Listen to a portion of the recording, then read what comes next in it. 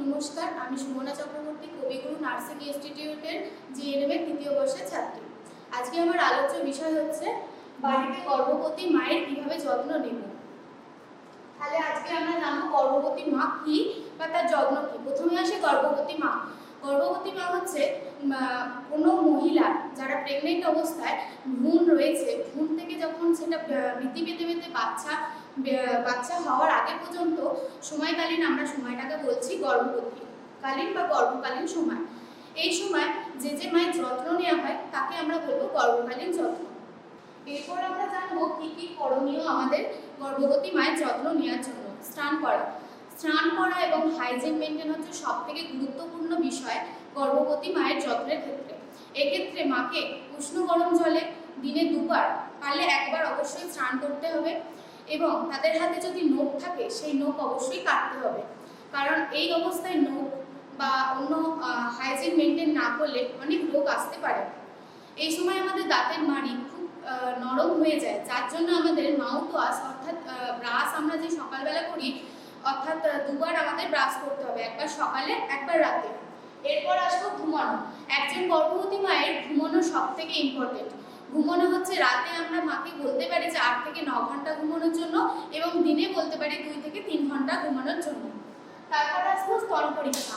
মাকে আমরা বলবো নিজের স্তনটিকে খুব ভালোভাবে দেখতে, যাতে কোনো লাল র্যাশ বা ইত্যাদি না বেরোয়, বা যদি কখনো বেরোয় সেটি পাশাপাশি থাকা যে সাব সেন্টার বা হসপিটাল রয়েছে সেখানে যেতে, কারণ এর থেকে অনেক ক্ষতি হতে পারে মা এবং বাচ্চা দুজনের। এরপর আসবো ব্যায়াম করা। মাকে বলতে হবে যে পেটে চাপ দেওয়া বা আমাদের পায়ে চাপ দেওয়া কোনো ব্যায়াম করতে বারণ করবো এবং বলবো যে হালকা ব্যায়ামগুলো করতে, যেমন আমরা ব্রিদিং এক্সারসাইজ করতে পারি, ওয়াকিং করতে পারি, হালকাভাবে জগিং করতে পারি এবং পেলভিক ফ্লোর এক্সারসাইজ আমরা করতে পারি। এই সময় এগুলো খুবই গুরুত্বপূর্ণ ভূমিকা পালন করে। তারপরে আছে সমান জুতো পরা। এই সময় যদি কোনো মা হিলতলা জুতো পরে তাহলে সেটা তার শিশুর পক্ষে অনেক ক্ষতিকারক। তাই জন্য আমরা মাকে বলবো যে সমান বা ফ্ল্যাট জুতো পরতে। এছাড়া আমরা বলবো মাকে যে গরমের সময় ঢিলেঢালা পোশাক পরতে, কোনো টাইট বা একদম গায়ে বসে যাওয়া জামা যাতে না পরে সেরকম বলবো। আর শীতের টাইমে সময় বলবো যে একটু হালকা ফুলকো গেঞ্জি বা হচ্ছে চাদর দিয়ে তাকে মুড়িয়ে রাখার মতো এরকম বলবো, কখনোই বলবো না টাইট বা ফিটফাট সোয়েটার পরতে। এরপর আমরা বারণ করবো মাকে ভারী কাজ করতে, আর বারণ করবো মাকে স্মোকিং করতে বা অ্যালকোহল কিছু পান করার জন্য বারণ করবো। আর যে আমরা স্পাইসি খাবার দিই অর্থাৎ ফাস্টফুড বা জাঙ্ক ফুড দিই সেটা কখনোই খাওয়া যাবে না মায়ের। এই সময় মাকে আমরা ডাইজেস্টেবল ফুড বা যেগুলো আমাদের হজম করতে পারায় সেই সব খাবার আমরা প্রদান করবো, যেটা লিকুইড খাবার আমরা প্রদান করবো। এবারে আমরা আসবো কী কী খাবার আমাদের মাকে দেওয়া উচিত।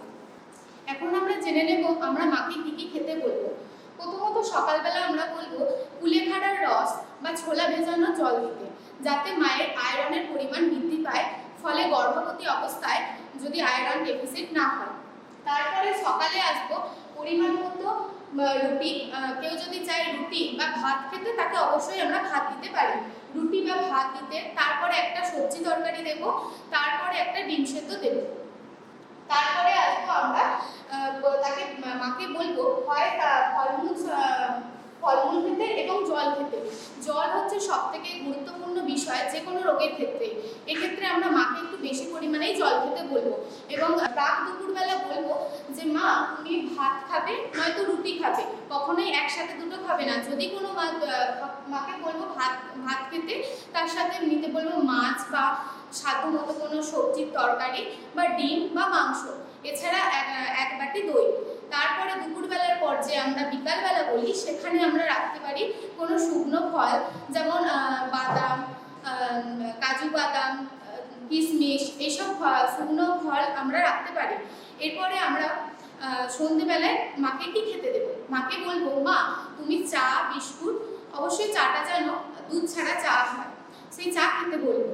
তারপরে আসবে রাত্রিবেলা আমরা বলবো ভাত রুটি দিতে, তারপর মাছ বা ডিম বা যে কোনো সবজি শাকসবজির তরকারি, 1 গ্লাস দুধ। এরপর রাতে শোবার সময় আমরা বলতে পারি মা তুমি কোনো ফল যদি খেয়ে থাকো দুপুরবেলা, তাহলে তুমি শুকনো ড্রাই ফ্রুট খেও না। আর যদি সেই সময় শুকনো ফল বা ড্রাই ফ্রুট না খায়, তাহলে আমরা মাকে বলবো, মা তুমি ভেজানো ছোলাগুলো রাতে খেতে পারো, সেটা তার সাধ্য মতো।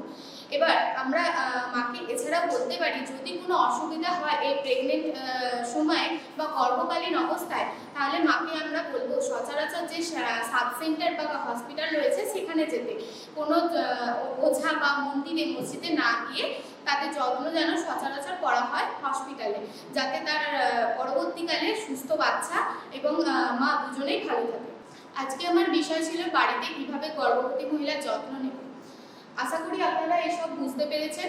তো আমার ভিডিওটা ভালো লাগলে লাইক, কমেন্ট এবং সাবস্ক্রাইব করবেন চ্যানেলটিকে। ধন্যবাদ।